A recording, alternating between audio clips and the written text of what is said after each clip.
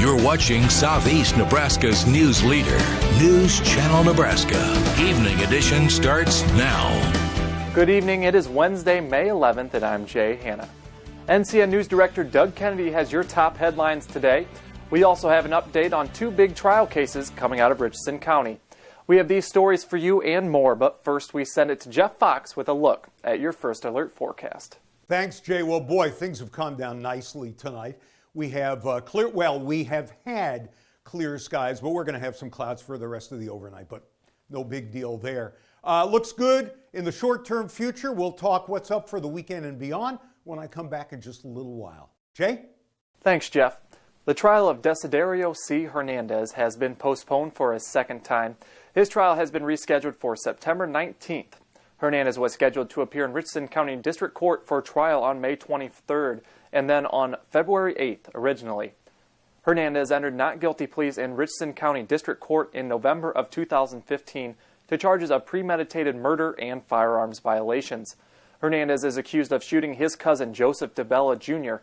at a Falls City home back in early August 2015. DeBella died days later in a Lincoln hospital. After hours of barricading himself in a home in Horton, Kansas, Hernandez was taken into police custody around 2:15 a.m. on Thursday, August 6th. If convicted, Hernandez faces a maximum penalty of life in prison. We now send it over to NCN News Director Doug Kennedy in the Beatrice newsroom. Doug? An elevated water level on the Big Blue River through Beatrice prompted officials to barricade Memorial Drive early today south of the West Court Street Bridge. City Administrator Tobias Templemeyer says, barring any additional heavy rainfall, the city was not expecting any more than some lowland flooding. The river was running near Bankful, but not affecting any camping area at Chautauqua Park. A Gage County man who served in the Vietnam War and earned the Purple Heart was recognized before the Gage County Board today. Robert Eddy Jr. served in the U.S. Navy from July 1965 to August of 68. Gage County Veteran Service Officer Phil Dittbrenner says Eddy Jr. initially was a hospital corpsman and later was involved in a battle for a bridge that took place in October 1967. The honoree recognized by the board comes from a family where military service spans generations. Almost 28% of Gage County registered voters cast ballots in Tuesday's primary election, despite just two locally contested races. County Board member John Hill fought off a challenge for the Democratic nomination in District 6, defeating Robert Dorn. There was no Republican candidate in that race. In the only other contested race, two of four candidates for a Wymore Ward 1 City Council position moved on to November. They include Max Allen and Daniel Hawkins. And the Gage County Board has approved a bid of a Lincoln company to supply twin culverts that will replace a bridge located in Elm Township. County officials approving the bid today of Contech Engineering Solutions of Lincoln at a cost of some $20,000. From the Beatrice Newsroom, I'm Doug Kennedy, News Channel Nebraska. Thanks, Doug. Former Richardson County Deputy Joshua Ninsehelser of Dawson was scheduled to begin trial in Richardson County District Court on Monday, May 9th. His trial has since been postponed to August 15th. Ninsehelser is facing charges of first-degree sexual assault, child abuse, and incest on his then 4-year-old daughter. If he is found guilty on first-degree sexual assault, he could face a maximum sentence of life imprisonment. Ninsehelser entered not guilty pleas on all charges during his September 2015 arraignment. Court records say Ninsehelser has told investigators he believes the girl was coached by his mother and other relatives to repeat the claims of sexual assault. Drivers of two vehicles sustained minor injuries Wednesday morning after a Highway 50 accident near the Syracuse High School parking lot. A Ford F-150 pickup driven by Carrie Whitler, who's 43 of Talmadge, was stopped on Park Street, waiting to make a left turn into the high school's west parking lot. The pickup truck was hit from behind by a 2000 Honda Civic driven by Tom Berry III, who's 39 of Syracuse.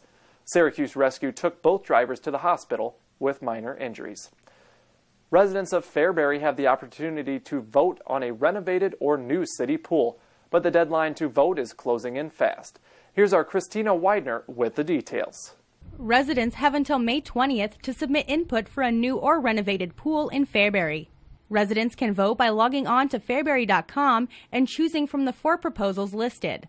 The least expensive pool would cost the public $3.6 million, $214 a year for 20 years, while the most expensive pool would be $5.1 million, $301 a year for 20 years. Engineers from Olson & Associates made a public presentation May 5th at the community building in Fairbury and displayed 4 different designs for a new or renovated pool, as well as proposals to revamp many city parks. Main Street Consulting and Fairbury.com owner Julie Katz says the most popular option as of now seems to be option C. We're in the process right now of putting together a list of pros and cons for each of the options that are listed there to kind of break it down for people so that rather than having to try and thumb through all of the engineer's information, we're going to break it down and make it very simple for them. Katz also said a new or renovated pool will benefit the local economy. If a family were to go out of town to take their kids to a neighboring pool and spend the day, by the time they pay for gas, snacks, meals, and pool entry fees, and they only do that 4 times a summer, it's cheaper for their taxes to be raised here in town for a brand new pool with all the bells and whistles than it would be for them to go out of town those 4 times. Katz also says residents can go to fairburypool.com and it will direct them to a page where they can submit their vote. In Fairbury, I'm Christina Widener, News Channel Nebraska. Thanks, Christina. A giant hackberry tree tipped over during a thunderstorm Wednesday morning and landed on Don Hoyle's house at 1314 2nd Avenue in Nebraska City. Hoyle was in an upstairs bedroom on the other side of the house when the Nebraska City Airport's weather station reported a wind gust of 44 miles per hour. The hackberry, which was already growing when Hoyle moved in 40 years ago, also fell on a camper trailer parked in the driveway. Hoyle blamed wind and loss of root structure for the tree's demise. A TreeWorks Tree Service crew reported that some branches from the tree penetrated the roof of the house and got wedged into rafters. Jeff Fox has your first alert forecast coming up. In the Fall City studio, I'm Jay Hanna.